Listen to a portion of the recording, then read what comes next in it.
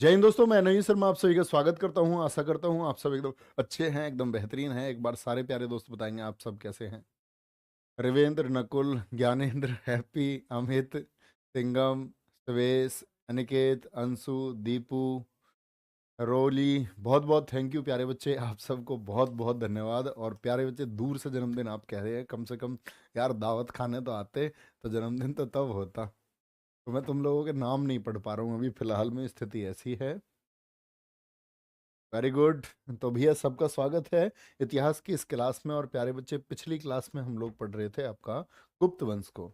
और गुप्त वंश में मैंने आपको बताया था कि गुप्त वंश मतलब मौर्यों के बाद में जब मौर्योत्तर काल खत्म हुआ और उसके बाद का जब हम गुप्त वंश को देखते हैं, तो गुप्त वंश की शुरुआत किस तरह से श्रीगुप्त से होते हुए घटोत्कच, फिर आपका प्यारे बच्चे चंद्रगुप्त प्रथम जो 319 एडी में गद्दी पर बैठा, उसके बाद में हमने देखा समुद्रगुप्त, फिर हमने पढ़ा चंद्रगुप्त द्वितीय को। और चंद्रगुप्त द्वितीय के बाद में फिर हमने पढ़ा आपका किसको, कुमारगुप्त। और कुमारगुप्त के बाद में आज की क्लास हमारी शुरू होती है स्कंद गुप्त से। ठीक है, तो यहां से पढ़ेंगे भैया, यहां से पढ़ेंगे भैया। बहुत ठीक, बहुत बहुत thank you, too much thank you, दिल से धन्यवाद। चलो, तो पढ़ेंगे भैया स्कंद गुप्त। स्कंद गुप्त आपका आता है 454 से लेकर के 467 एडी तक। ठीक है, क्या बोलोगे, स्कंद गुप्त नाम है। क्या बोलेंगे, स्कंद गुप्त नाम है। ठीक है, 454 से लेकर के 467 ईस्वी पर। किसके बाद में भैया, कुमार गुप्त के बाद में गद्दी पर आए। किसके बाद में, कुमार गुप्त के बाद में। इसके समय पर हूणों का आक्रमण हुआ। और जो ये हूण है, जो मंगोलियन जाति थी, कहाँ से, लगभग मिड एशिया से आए। हूणों का आक्रमण हुआ है 458 एडी में, 458 एडी में, 458 एडी में हूणों का आक्रमण हुआ। और हूणों का जो ये आक्रमण हुआ, तो कोई ना कोई तो नेता रहा होगा। तो हूणों का जो नेतृत्व करता था वह तोरमाण था। कहाँ से आई, ये भी मिड एशिया से आने वाली एक मंगोलियन जाति है। भैया too much thank you, thank you. Sudarshan झील का पूर्ण जीर्णोद्धार किसने करवाया, स्कंदगुप्त ने। याद करो, सुदर्शन झील मैंने बोला कि चंद्रगुप्त मौर्य के समय पर आपका पुष्यगुप्त ने करवाया, तो साप्स ने नहरें निकलवाई। और जो रुद्रदामन था शक शासक, उसने जीर्णोद्धार कराया। लेकिन पुनः जीर्णोद्धार किसने कराया था, रिवाइव्ड अगेन, तो वो हमारे गुप्त वंश के कौन थे, स्कंदगुप्त थे। ठीक है, गुप्त वंश में कुल 24 शासक हुए। अभी मैं तुमको हैप्पी बर्थडे की स्पीड दिखा दूं तो तुम घबरा जाओगे, वो कुछ ज्यादा तेज चल रहे हैं। और मैं देख भी नहीं पा रहा हूँ तुम सच में हैप्पी बर्थडे लिख रहे हो या कुछ और लिख रहे हो, बीच में कोई कुछ और ना लिख के भाग जाए। आ गया। तो गुप्त वंश में प्यारे बच्चे कुल कितने शासक हुए, कुल 24 शासक हुए हैं। गुप्त कुषाणों के सामंत थे, ये मैंने आपको बात बताई। ठीक है, मु- सामंत का क्या मतलब होता था कि भाई जो रूलर था, जो राजा था, वो जगह जगह अपने छोटे छोटे छोटे छोटे छोटे छोटे क्या साम्राज्य को बांट के रखता था सामंतों में, जिसको आप मंत्री भी कह सकते हैं। अंतिम शासक कौन है, ये विष्णुगुप्त है। क्या बोलेंगे, ये कुमारगुप्त। तो स्कंदगुप्त, इसके समय हूणों का आक्रमण हुआ, लेकिन हूण इसमें असफल रहे। हूण भारत की राजनीति पर या भारत की उस समय की अवस्था पर कोई प्रभाव नहीं डाल पाए। और यह आक्रमण कब हुआ, 458 एडी में हुआ। ठीक है, सुदर्शन झील का पुनः जीर्णोद्धार कराया। गुप्त वंश में कुल 24 शासक हुए। गुप्त कुषाणों के सामंत थे। और अंतिम शासक विष्णुगुप्त या कुमारगुप्त तृतीय हैं। ठीक है, ये एक ही नाम है, विष्णुगुप्त को ही हम कुमारगुप्त तृतीय के नाम से जानते हैं। ये सारी महत्वपूर्ण बातें हैं, ये सारी महत्वपूर्ण बातें हैं प्यारे बच्चे स्कंदगुप्त के बारे में। और अंतिम शासक कौन है, विष्णुगुप्त है। अब आते हैं हम गुप्त वंश की अर्थव्यवस्था को लेकर के। गुप्त वंश की जो अर्थव्यवस्था है, उसमें प्यारे बच्चे जो भू राजस्व था, भू राजस्व समझते हैं आप, भाई राजा थे तो जमीन तो किसान करते थे भैया जी। तो जो जमीन थी, किसानों से उसके उपज का जो टोटल पैदावार होती थी, उसका 1/6 ले लिया जाता था। क्यों भैया, ये क्यों लेते थे, ये तो बड़े अत्याचारी थे। नहीं प्यारे बच्चे, ये नगर की सुरक्षा के लिए, राज्य की सुरक्षा के लिए, सेना के लिए, ये सारी चीजें जरूरत थी। ठीक है, नहीं तो आक्रमणकारी आते और इनको रौंद करके चले जाते। तो इनका कर्तव्य था कि भाई अपने राजा को मजबूत बनाए। इसीलिए आप देखेंगे इतिहास में कई जगह आपका रेवेन्यू राजस्व लिया जाएगा। राजस्व लिया जाएगा। बिना जुती हुई खेती या बिना जुती हुई जो भूमि थी, तो यानी जिस भूमि पर जोत होती थी उससे तो उपज का 1/6 लेते थे। लेकिन बिना जुती हुई भूमि जिस पर कुछ पैदा नहीं होता था, वहां से प्यारे बच्चे कुछ नहीं लेते थे। उसको बोलते थे भूमि को अपराहत। समझते हो ना, जो बर्जल बंजर भूमि होती है, इनफर्टाइल, जिस पर खेती नहीं होती, तो उससे टैक्स नहीं लिया जाता था। ठीक है। किसी की भी अगर जमीन ऐसी होती थी कि उस पर फसल नहीं है, तो उसको अपहृत कहते थे और उस पर कोई लगान ये नहीं लेते थे, कोई रेवेन्यू नहीं लेते थे। ठीक है मेरे दोस्त, बहुत थैंक यू। थोड़ा मैं अगर जितना थैंक यू तुमसे बोलूँ ना उतना कम है। और सुबह मतलब ऐसे ही आपका अंकित भैया का मैसेज आया हमारे वर्किंग स्टाफ में, जिसमें हम सारे लोग हैं। उन्होंने बोला कि मतलब नवीन के लिए कुछ शब्द हैं, और उन्होंने बोला कि आप मतलब बहुत सारी चीज़ें लिखी जो एकदम भावभीनीपूर्ण, जिनको हम कहते हैं, जिनको आपको पढ़ के आंसू आ जाए। तो मेरे दोस्त, मैं तो एक मतलब साधारण सा इंसान, और मुझे विशेष बनाने में सबसे बड़ा योगदान अगर जाता है तो वो अंकित भैया का, प्लस में हमारी सारी टीम, है ना, जिन्होंने कोऑपरेट किया और मुझे यहाँ तक पहुँचाने में हेल्प की, और आप लोगों के बगैर तो कुछ था ही नहीं। तो मतलब टू मच थैंक यू है, और मैं हमेशा ऋणी रहूँगा आप सब लोगों का। और मैं हमेशा प्यारे बच्चे, जो कुछ मुझसे किया जाएगा, जितना कुछ संभव होगा और आपके लिए जो जरूरी है, मैं वो हमेशा करता रहूँ। ठीक है। प्रशासनिक व्यवस्था, इसको बोलते हैं हम कि एडमिनिस्ट्रेशन कैसा था इनके यहाँ। देखना ध्यान से, एडमिनिस्ट्रेशन कैसा था। तो एडमिनिस्ट्रेशन की बात अगर हम करें, तो एक था दंड पासिक। क्या था? दंड पाशिक। भैया दंड पासिक क्या है? ये पोस्ट के नाम है। जैसे आज सब इंस्पेक्टर होता है पुलिस में, आज पुलिस में आपके senior superintendent of police SSP होते हैं। ठीक है। तो ये कौन था? दंड पासिक था, पुलिस प्रमुख। जैसे आज कमिश्नर होता है, तो ये कमिश्नर पोस्ट है, दंड पाशिक। ठीक है, गुप्त वंश में। तो प्रश्न पूछा जाता है, जो पुलिस विभाग का प्रमुख था गुप्त वंश में, वो पद का क्या नाम था? तो क्या नाम था? आप कहेंगे भैया दंड पाशिक। विदेशी नीति, आज जैसे विदेश मंत्री होता है ना, तो विदेशी नीति के लिए था महासंदिग्ध विग्रह, जिसको कई बार महासंघिक विग्रह भी हम कहते हैं। महादंड नायक था, जो जज होते हैं आज के हमारे, जैसे आप बोलेंगे चीफ जस्टिस ऑफ इंडिया है।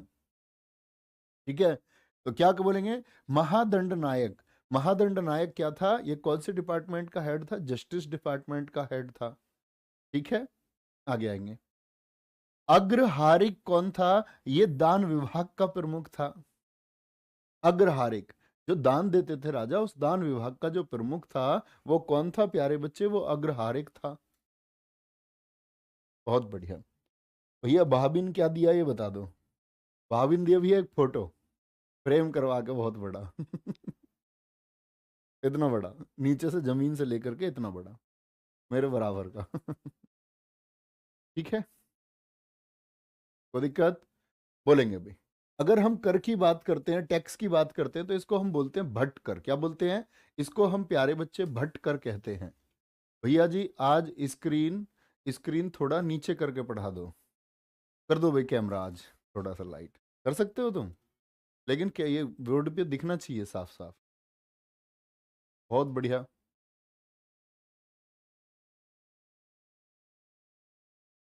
तो क्या बोला मैंने? अब आते हैं हम किस पर? टैक्स पर। तो इस समय टैक्स कौन से लिए जाते थे? तो टैक्स लिए जाते थे प्यारे बच्चे, एक तो भट्ट कर लिया जाता था। कौन सा?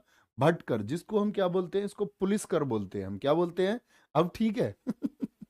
इसको क्या बोलते हैं हम? इसको हम पुलिस कर बोलते थे। यानी कि जो पुलिस, आपका जो प्रशासन था, पुलिस जो प्रशासन था, उसके लिए प्यारे बच्चे क्या लिया जाता था? भट्ट कर लिया जाता था। ठीक है, देखेंगे एक बार फोन में साफ साफ दिख रहा होगा। तो क्या बोलेंगे? भट्ट कर यानी पुलिस कर लिया जाता था। और एक था चाट कर, यानी लुटेरों पर जो कर था। क्या बोलेंगे? लुटेरे पर जो कर था। कोई दिक्कत नहीं भैया जी, मेरा सपना यूपीएससी है, लेकिन मुझे जीडी देना पड़ रहा है। कोई नहीं प्यारे बच्चे, सफलता की ये सीढ़ी होती है, जो हमको क्या है, धीरे धीरे तय करनी चाहिए। देखो, यूपीएससी के लिए सीधी सी बात है कि आपको एक खर्चा भी करना होता है। अगर हम सच्चाई पर आए, तो अभी आपके पास शायद नहीं है, तो आप कैसे कर पाएंगे? तो अपने सपनों को पूरा करने के लिए हमको स्टेप टू स्टेप प्यारे बच्चे चलना होगा। ठीक है। कोई दिक्कत? बोलेंगे भाई, आगे आएंगे। तो टैक्स के बाद में प्यारे बच्चे बात आती है फिर, ये हमारे मंदिर हैं, इसको जूम कर दो भैया थोड़ा, ये दिखेगा नहीं। वापस वहीं पे कर दो कैमरा, वापस वहीं पे कर देंगे। तो प्यारे बच्चे, अगर मैं मंदिर की बात करता हूं, अगर हम मंदिर की बात करते हैं, तो मंदिर के लिए मैंने आपको बोला था कि जो हमारा ये गुप्त काल है, इसको क्या बोलते थे हम? गुप्त जो पीरियड था, इसको हम प्यारे बच्चे कहते थे आपका, क्या बोलते थे हम इसको? भारतीय इतिहास का स्वर्ण काल, इसको कहा गया गोल्डन एरा। तो गोल्डन एरा मैंने आपको बताया, एक तो इतने इंटेलिजेंट लोग इसमें आए, इतने महत्वपूर्ण लोग, इतने इंटेलिजेंट लोग इसमें आए, इसलिए कहा गया। और दूसरी चीज क्या थी? दूसरी थी वहां पर जो स्ट्रक्चर हुआ मंदिरों का, इतने महत्वपूर्ण मंदिर यहां पर बनाए गए, ध्यान से देख ले, ठीक है, ध्यान से देखना। तो एक तो बना प्यारे बच्चे तिगवा विष्णु मंदिर। तिगवा विष्णु मंदिर कहाँ है आपका? मध्य प्रदेश में, बहुत इंपॉर्टेंट है। भूमरा शिव मंदिर भगवान शिव जी के लिए है। इनके लिए है, भगवान शिव जी के लिए है। कहाँ पर है? मध्य प्रदेश में। दशावतार मंदिर कहाँ पर स्थित है? ये झांसी में है। कहाँ पर? आपका उत्तर प्रदेश में है। एरण विष्णु मंदिर कहाँ पर है? ये मध्य प्रदेश में है, सागर में। भीतर गांव लक्ष्मण मंदिर, ये कानपुर में है। तो ये वो प्रमुख स्ट्रक्चर हैं, वो प्रमुख मंदिर हैं जो गुप्त वंश के दौरान बने और कॉम्पिटिटिव एग्जाम के लिए बहुत इंपॉर्टेंट। क्या बोलेंगे भैया जी? तिगवा का मंदिर हो गया, ठीक है। कह रहे जी हैप्पी बर्थडे कार्डियोलॉजिस्ट भैया। भैया मैंने किसका हृदय रोग दूर कर दिया? आ जाओ, आगे आएंगे। तो तिगवा का विष्णु मंदिर मध्य प्रदेश में है, भुमरा शिव मंदिर मध्य प्रदेश में, दशावतार मंदिर झांसी में, एरण विष्णु मंदिर कहाँ है? मध्य प्रदेश में है। और भीतरगांव मंदिर कहाँ है आपका प्यारे बच्चे? कानपुर उत्तर प्रदेश में, ठीक है। चलो, अजंता की गुफाएं। अजंता की गुफाएं किन्होंने बनाई है? गुप्त शासकों ने बनवाई हैं। जैसे मंदिर है ना, तो अजंता की गुफाओं में, तो अजंता की गुफाओं की कुल संख्या, जो मंदिर उसमें बने हुए हैं, कलाकृति बनी हुई है, उनकी संख्या 29 है। कितनी है प्यारे बच्चे? 29 है। और अजंता की गुफाओं को 1983 में यूनेस्को की विश्व विरासत सूची में शामिल किया गया। जो बच्चे नहीं जानते हैं उनको मैं बताऊं कि जो यूनेस्को है, यूनेस्को पूरी दुनिया से जो सांस्कृतिक स्थल हैं, जो कल्चरल साइट हैं, उनको प्यारे बच्चे आपका लिस्टेड करता है और उनको रखता है विश्व विरासत में। ये विरासत है पुराने समय की, है ना, हेरिटेज है, वर्ल्ड हेरिटेज साइट उसको बोलते हैं। तो यूनेस्को, ऐसे ही इंडिया के 40 स्थल हैं, भारत के 40 स्थल किसमें है? यूनेस्को की वर्ल्ड हेरिटेज साइट में है। तो प्यारे बच्चे, उसमें 1983 में क्या बोलेंगे? अजंता की गुफाएं भी है। कोई दिक्कत, कोई परेशानी? अच्छा, अजंता की गुफाएं कहाँ पर स्थित हैं ये? तो अजंता की गुफाएं अब औरंगाबाद का नाम बदलकर क्या हो गया? संभाजी नगर। क्या बोलेंगे? संभाजी नगर। संभाजी नगर मध्य, क्या बोलेंगे? औरंगाबाद। क्या बोलोगे? औरंगाबाद संभाजी नगर महाराष्ट्र में। कहाँ पर है आपका? संभाजी नगर महाराष्ट्र में ये स्थित है। एक कह रहा हैप्पी बर्थडे लगातार भेजते रहो, स्माइल कम नहीं होनी चाहिए। नहीं, तुम स्माइल कम होने भी नहीं देते, तुम नहीं होने देते। ये ठीक है। अरे इसकी बात कर रहे हो यार, किसी ने, ये गिफ्ट है, इसको गिफ्ट कहते हैं, गिफ्ट। ये बहुत पुराना गिफ्ट था, और ये मैंने अब से पहले एक बार होली पे पहना, तब पहना मैंने 1 घंटे, और इसको मैं आज पहन रहा हूँ। बड़ा प्यारा गिफ्ट है। तो भैया ऐसे मत बोलो भैया, आप बुलडोजर बाबा जी, योगी बाबा जी जैसे लग रहे हैं। तो ये बड़ा प्यारा गिफ्ट है, फील द गिफ्ट। आ गया, ओके। अब बात करते हैं प्यारे बच्चे हम गुप्तोत्तर काल। गुप्तोत्तर काल का मतलब क्या है? जो गुप्तों के बाद काल आया। इसके बाद आया, जो गुप्तों के बाद में काल आया, वो काल कौन सा है? ठीक है, तो वो काल है आपका थानेश्वर का पुष्यभूति वंश। कहाँ का? थानेश्वर का पुष्यभूति वंश, जिसको हम वर्धन वंश के नाम से भी जानते हैं। और ये थानेश्वर जगह कहाँ पड़ती है भैया? तो याद रख लेना, थानेश्वर है हरियाणा में। कहाँ है? हरियाणा में। और इसके जो संस्थापक थे वो पुष्य भूति थे। कौन थे? पुष्य भूति। इसके थानेश्वर वंश के संस्थापक, ठीक है। और ध्यान से देखना, एक था मोखरी वंश। मोखरी वंश कहाँ था आपका प्यारे बच्चे? ये उत्तर प्रदेश का है। इसके शासक थे अवंती वर्मन, और अवंती वर्मन के सामंत थे, यानी अवंती वर्मन के मंत्री थे कौन? आपका पुष्यभूति। समझ रहे हैं आप? ये कहाँ है पुष्यभूति? ये हरियाणा में है। लेकिन ये मंत्री किसके हैं, किसके अधीन है ये? जो मोखरी वंश है उत्तर प्रदेश का, कन्नौज वाले क्षेत्र का। कौन से क्षेत्र का? कन्नौज वाले क्षेत्र का। तो उस कन्नौज वाले क्षेत्र में मोखरी वंश था, और मोखरी वंश के शासक हैं अवंती वर्मन। ध्यान से देखना, तो यहां तो हो गया हरियाणा, और ये कन्नौज वाला क्षेत्र था, इसमें तो अवंती वर्मन थे, और अवंती वर्मन के अधीन कौन थे? ये थानेश्वर के शासक थे। ठीक है, आगे। अच्छा, पुष्यभूति के जो पुत्र हुए इसी वंश में हुए, प्रभाकर वर्धन। कौन हुए? प्रभाकर वर्धन हुए। ठीक है जी। और प्रभाकर वर्धन के बड़े पुत्र का नाम है राज्यवर्धन, और प्यारे बच्चे पुत्री का नाम है राज्यश्री। पुत्री का नाम है राज्यश्री। कुछ एरर हो सकती है, मैं आज थोड़ा इसको देख नहीं पाया। ठीक है, क्योंकि रात क्या हुआ, मैं घर गया और स्टूडियो से ये बच्चे लगातार घर पहुंचते रहे। कोई 12:30 बजे जा रहा है, कोई 1 बजे, कोई 1:30 बजे, कोई 2 बजे। इन्होंने रात को मुझे जगा के रखा है। अदरवाइज मैं ये चीजें करेक्ट कर लेता हूँ। ऐसी छोटी छोटी कोई एरर है उसके लिए माफ करना। प्रभाकर वर्धन तो क्या बोलेंगे? राज्यवर्धन इसके बड़े बेटे थे, राज्यश्री इसकी बेटी है, और हर्षवर्धन कौन है? ये छोटा पुत्र है। किसके बेटे हैं ये? एक वंश है, अभी रिलेट करेंगे सब कुछ। तो यहां पर आप देखोगे प्यारे बच्चे कि जब गुप्तों का पतन हो गया, किसका हो गया? गुप्तों का जब पतन हो गया, तो गुप्तों के बाद में भारत का जो साम्राज्य था वो छोटे छोटे हिस्सों में बट गया। अब ये छोटे छोटे हिस्से जो हैं, ये खुद को राजा बनने के लिए बाकी सबसे बेहतर समझते होंगे। तो ऐसा ही छोटा सा वंश है आपका हरियाणा में, थानेश्वर। ठीक है, अब देखना ध्यान से। तो ये क्या है? वर्धन वंश है। किसके सामंत थे? ये मैंने आपको बता दिया। पुष्यभूति के वंश में हुए प्रभाकर वर्धन। प्रभाकर वर्धन के बड़े बेटे का नाम राज्यवर्धन। ठीक है, और राज्यश्री बेटी का नाम है, और हर्षवर्धन छोटे बेटे का नाम है। गुरुजी आज मेरा भी जन्मदिन है मेरे दोस्त, बहुत बहुत शुभकामनाएं। ठीक है, देखना भाई ध्यान। कोई दिक्कत इस बात में? प्रभाकर वर्धन ने राज्यश्री की शादी अवंती वर्मन, जिनके ये सामंत थे, अवंती वर्मन के पुत्र गृहवर्मन से कर दी। समझ रहे?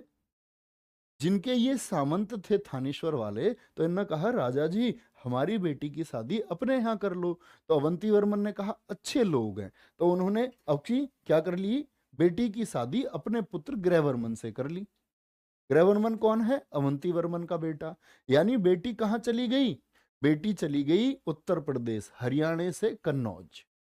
क्या बोलते हैं? हरियाणा से कन्नौज। और कन्नौज की स्थिति मैं तुम्हें बताऊं, इस कन्नौज के लिए हिंदुस्तान में प्यारे बच्चे बहुत संघर्ष हुआ है, क्योंकि उत्तर से दक्षिण का मार्ग और पूर्व से पश्चिम का मार्ग, ये जो निकलते थे ना मार्ग, ये सब कन्नौज से होकर के जाते थे। कहां से? कन्नौज इनका सेंटर था। इधर चाहे आपका मथुरा हो, मथुरा के लिए मार्ग यहाँ से, कांची जो बहुत प्रमुख नगर था उस समय दक्षिण का व्यापार के लिए, तो सारे मार्ग कहाँ से निकलते थे? ये कन्नौज से होके गुजरते थे। क्योंकि मौर्य वंश के समय एक उत्तरापथ, एक सड़क बनाई गई जो पश्चिमी और पूर्वी भारत को जोड़ती थी। पश्चिमी और पूर्वी भारत को जोड़ने वाली एक सड़क बनाई गई थी मौर्य काल में, उत्तरापथ।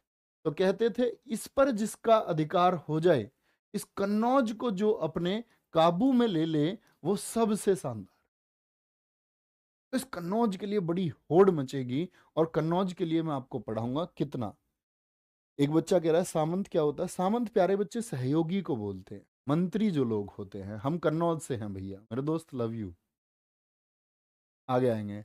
महेंद्र कह रहे हैप्पी बर्थडे मेरी जान, लव यू टू मेरे भाई। लव यू टू मेरी जान। आ जाओ। अब देखना ध्यान से, तो प्रभाकर वर्धन ने अपनी बेटी की शादी किससे कर दी? गृहवर्मन से कर दी। ठीक है, बोलेंगे भैया अंकित भाटी सर ने जो लाइन बोली उसको लाइव दिखाओ। नहीं लाइव नहीं, मैं पढ़ के बता सकता हूँ, ये लो। अच्छा है तो थोड़ा सा मैं आपको पढ़ के बता सकता हूँ।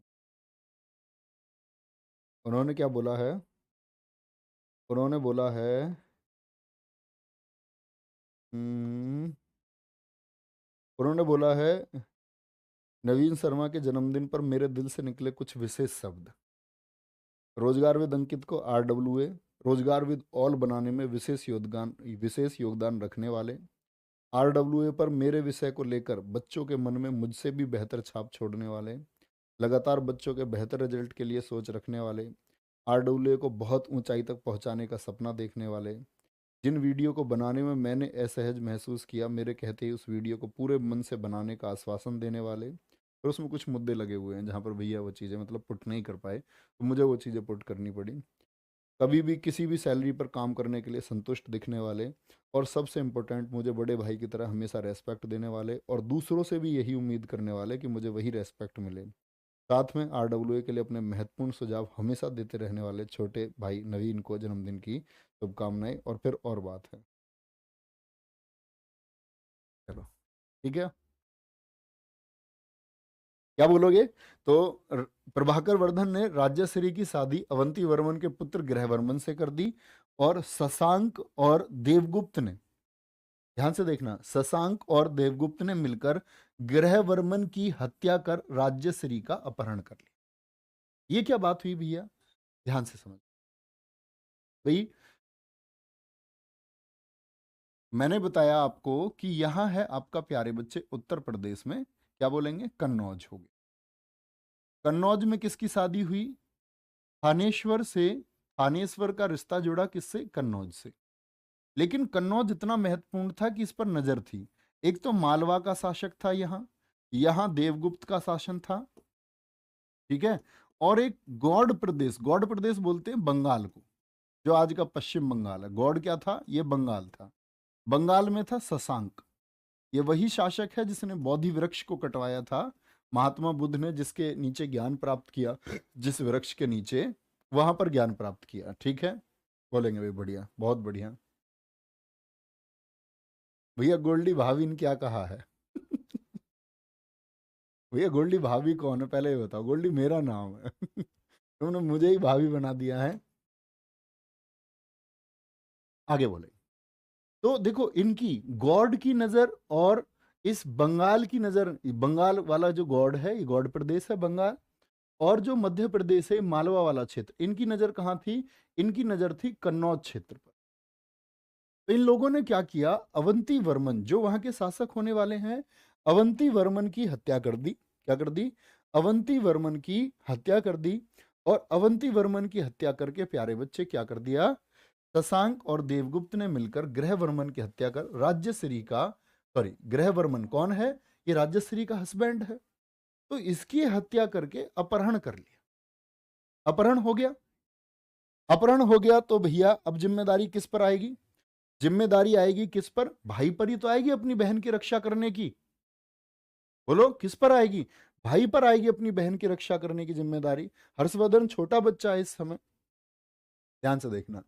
प्रभाकर वर्धन जो था, प्रभाकर वर्धन के समय पर हूणों ने आक्रमण किया, जिसका दमन करने के लिए राज्यवर्धन को भेजा। तो हूणों का दमन किस, आपको यहां ये बात याद रख लेनी है, हूणों का जैसे आक्रमण हुआ आपका किसके समय पर? स्कंदगुप्त के समय पर। ऐसे ही एक आक्रमण हुआ था थानेश्वर वंश के समय। तो जो थानेश्वर वर्धन वंश था, तो उसको दबाने के लिए कौन गया था? राज्यवर्धन। कुरंगक दूत से हर्षवर्धन ने अपने पिता प्रभाकर वर्धन एवं माता यशोमती, यानी हर्षवर्धन की माता का नाम यशोमती और हर्षवर्धन के पिता प्रभाकर वर्धन, सती की मृत्यु की खबर सुनकर अपने राज्य में आते हैं, ठीक है। किसके राज्य में आते हैं? कुरंगक दूत से हर्षवर्धन ने अपने पिता प्रभाकर वर्धन व माता यशोमती की मृत्यु की खबर सुनकर अपने राज्य में आते हैं। ये क्या बात हुई? यानी कि प्रभाकर वर्धन की तो मौत हो गई, इनके पिता वो एक्सपायर हो गए बीमारी के चलते हुए, और इनकी जो माता थी यशोमती, वो क्या हो गई? सती हो गई। क्या हो गई? वो सती हो गई। और जो हर्षवर्धन उस समय आपका अध्ययन के कार्य के लिए गए हुए थे, कुरंगक दूत ने जाकर के उनको बताया कि आपके पिताजी एक्सपायर हो गए हैं, और सती प्रथा तब थी। तो बोले आपकी माताजी सती हो गई हैं। ये खबर सुनते हैं। इसी समय बड़े संकट का समय, बहन का अपहरण हो चुका है, पिताजी की मौत हो चुकी है, माता सती हो चुकी हैं। तो राज्यवर्धन जो था, इसने अपनी बहन से बदला लेने के लिए देवगुप्त की हत्या कर दी। ठीक है। शशांक ने राज्यवर्धन की हत्या की। तो समझ रहे हैं, राज्यवर्धन ने देवगुप्त की हत्या की। इसके बारे में इतिहास में दो प्रमाण हैं। लोग कहते हैं कि हत्या नहीं हुई, देवगुप्त भाग गया, और कुछ कहते हैं देवगुप्त इसमें मारा गया।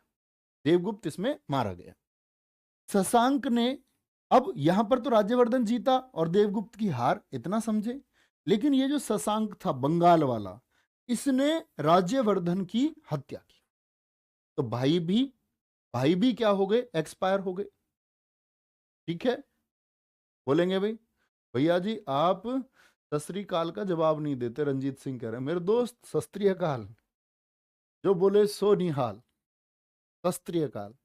ऐसा नहीं है बच्चा, आपके कमेंट दिख नहीं पाते हैं। मैं तो सबका बहुत सम्मान करता हूँ, सबका। ध्यान से आएंगे।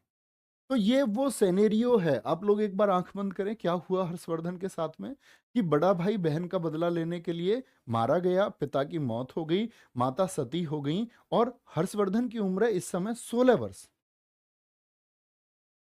ठीक है। क्या बोलेंगे, हर्षवर्धन की उम्र इस समय 16 वर्ष, और 16 वर्ष यानी 590 में इनका जन्म हुआ।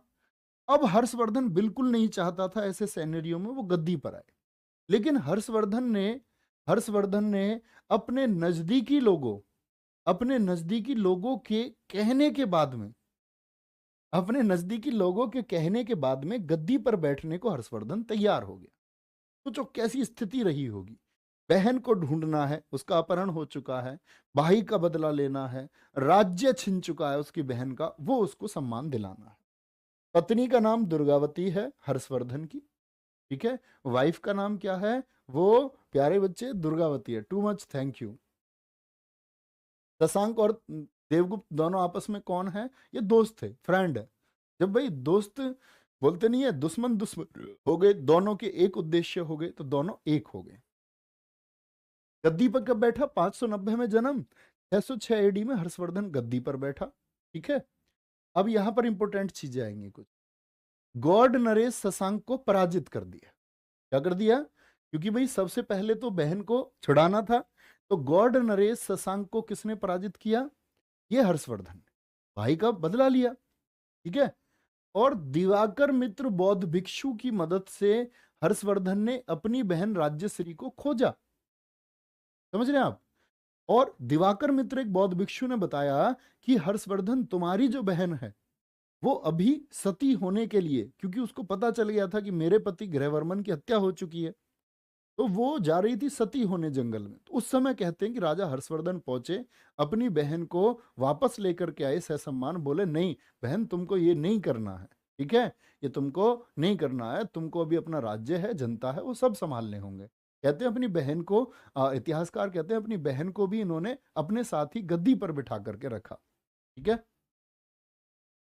अब बात करेंगे, हर्षवर्धन को साहित्य का सम्राट कहा जाता है। क्या कहते हैं, हर्षवर्धन को साहित्य का सम्राट कहा जाता है। भैया आज भाभी का असली नाम बता दो, देख लो। बताओगे तो नहीं किसी को, फिर बताऊंगा मैं असली नाम।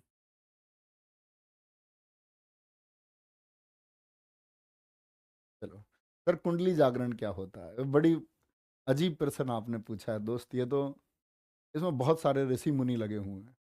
कुंडली जागरण का मतलब होता है कि आपकी कुंडली जागृत होगी तो आपको ये सारा सिनेरियो खुद समझ में आ जाएगा। ये ब्रह्मांड क्या है, इसकी संरचना क्या है, इस व्यक्ति के मस्तिष्क में क्या चल रहा है, मेरे में क्या चल रहा है, इस प्रश्न का उत्तर क्या होगा, दुनिया के तत्वों का सार क्या है, ये कुंडली जागरण है। इसमें बहुत महापुरुष लगे हुए हैं, बहुत सारे लोग इसमें विक्षिप्त हो चुके हैं, पागल हो चुके हैं। अरे भैया नहीं बताएंगे, चलो अभी बताएंगे 5 मिनट। क्लास पहले करते हैं यहाँ तक की खत्म। इनकी राजधानी क्या थी, कन्नौज। तो समझ रहे हैं कहां से आए, बहुत क्वेश्चन पूछा जाता है। थानेश्वर से अपनी राजधानी हर्षवर्धन ने कहाँ बनाई थी, तो कहाँ बनाई थी, अब ये बहन के यहाँ आ गए, वो साम्राज्य सुरक्षित किया, तो कन्नौज को कौन देख रहे हैं इस समय, हर्षवर्धन देख रहे हैं। तो राजधानी बनाई कन्नौज में। हर्षवर्धन ने, यहां पर देखना प्यारे बच्चे, पकुल केसिन नहीं पुलकेशिन, क्या बोलोगे? हर्षवर्धन को पुलकेशिन ने हराया नर्मदा नदी के तट पर, on the bank of Narmada, Narmada नदी यानी रिवर, नर्मदा नदी के तट पर 618 ईस्वी में। इस बात को भैया थोड़ा सा बताएं। दरअसल में देखो, हर्षवर्धन का साम्राज्य उत्तर भारत में था। उत्तर भारत से हर्षवर्धन ने सोचा कि क्यों ना दक्षिण भारत की तरफ चला जाए, लेकिन नर्मदा नदी के यहाँ पर चालुक्य, चालुक्य वंश मैं आपको पढ़ाऊंगा, यहाँ पर एक बड़े अच्छे शासक हुए हैं पुलकेशिन। पुलकेशिन ने हर्षवर्धन को यहीं पर रोक दिया था। पुलकेशिन बहुत वीर शासक थे, और यहाँ हर्षवर्धन सिर्फ उत्तर भारत तक रह गए, दक्षिण जा ही नहीं पाए। तो हर्षवर्धन की दक्षिण यात्रा को किसने रोक दिया? दक्षिण जो विजय यात्रा थी वो किसने रोक दिया? तो किसने रोक दिया? पुलकेशिन ने। और पुलकेशिन एक चालुक्य वंश के शासक हैं, ये मैं आपको बताऊंगा, ठीक है। यहां तक कि आज की आपकी क्लास है, ठीक है। ये सारी चीजें आप याद रखेंगे, बाकी मैं हर्षवर्धन के समय पर क्या हुआ वो सारी चीजें बताऊंगा। अब मैं थोड़ी देर तुमसे 2 मिनट बात करना चाहता हूँ। अनूप पटेल कह रहे सर आप बहुत महान हैं, आप इतने अच्छे कैसे हो? तुम लोगों ने अच्छा बनाया भैया। तुम लोग ही सब कुछ बना सकते हो सबको, ऐसा कोई कुछ नहीं होता। आप लोग आशा रखते हैं, मैं आपसे आशा रखता हूँ, और मैं हमेशा कोशिश करता हूँ कि भाई ज़्यादा अच्छा क्यों हूँ, मतलब कि मैं आपसे गुस्से में बात नहीं करता हूँ या इस तरह से। तो मुझे लगता है कि वो जो चंद बच्चे हैं, बच्चा बेकार थोड़ी है यार कोई।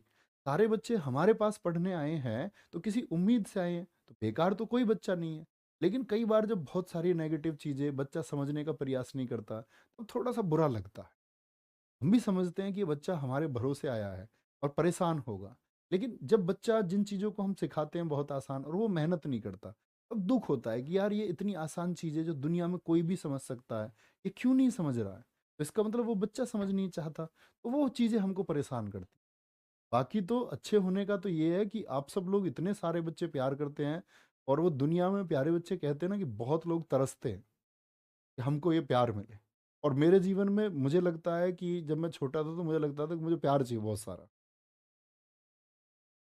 ऐसा नहीं बोलता कि छोटे से में जब हमारी थोड़ी समझ भी विकसित नहीं थी, ऐसा लगता था कि भौकाल होना चाहिए अपना, लोग अपने को जानने चाहिए। तो अपना थोड़ा प्रोसेस था ये।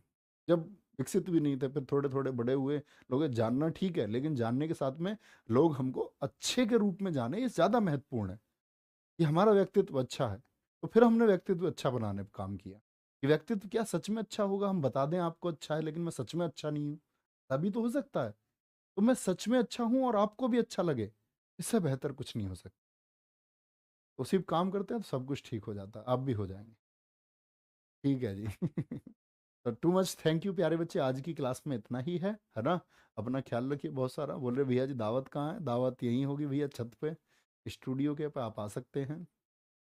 भैया भाभी की फोटो कब तक छिपाओगे? शादी में तो दिखेगा, तो शादी में दिखा देंगे,